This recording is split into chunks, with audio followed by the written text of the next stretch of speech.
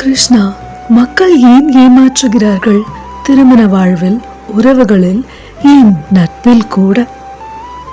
ஒருவர் விசுவாசமாக இருப்பதாக வாக்குறுதி எழுதிவிட்டு துரோகத்தையே தேர்ந்தெடுக்கின்றார். இது ஏன் நடக்கிறது மாதவா? ஏனெனில் வாக்குறுதிகளை அளிப்பது எளிது அர்ஜுனா. ஆனால் விசுவாசத்திற்கு ஒழுக்கம் தேவை. மதிப்புகளை விட சோதனைகள் வலிமை பெறும்போது மக்கள் தாங்களே ஒரு காலத்தில் கட்டி எழுப்பிய நம்பிக்கையையே தகர்த்து விடுகிறார்கள். காமமும் கோபமும் ரஜோகுணத்தின் மூலங்களாகும்.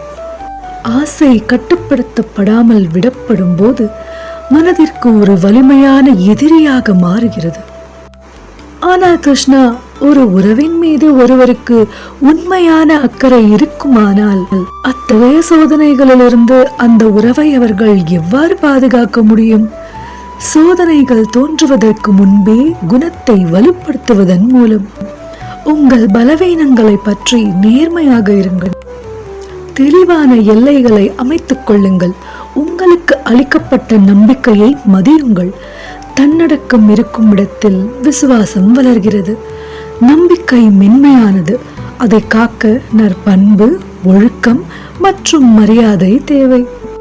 அசைவற்ற நீரில் ஒரு கூழாங்கல்லை போடுவதாக கற்பனை செய்து பார்.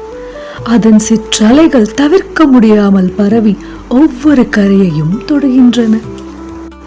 அதுபோலவே ஒவ்வொரு வஞ்சக செயலும் வாழ்வின் இழைகளை ஏற்படுத்துகிறது. வெற்றிகரமான வஞ்சகம் போல் தோன்றுவது பெரும்பாலும் தன்னை அம்பலப்படுத்திக் கொள்ளும் விதைகளை தன்னுள் கொண்டுள்ளது. இழைக்கும் அநீதி ஒரு நாள் உன்னை அம்பலப்படுத்தும். அன்று வருந்தி பயனில்லை அர்ஜுனா. மனதை வெல்பவனே வாழ்வை வெல்கின்றான். மனதை உன் கட்டுப்பாட்டில் வை. காலம் உன்னை சரியான வழியில் இட்டுச் செல்லும். சிந்தித்து செயலாற்றுங்கள்.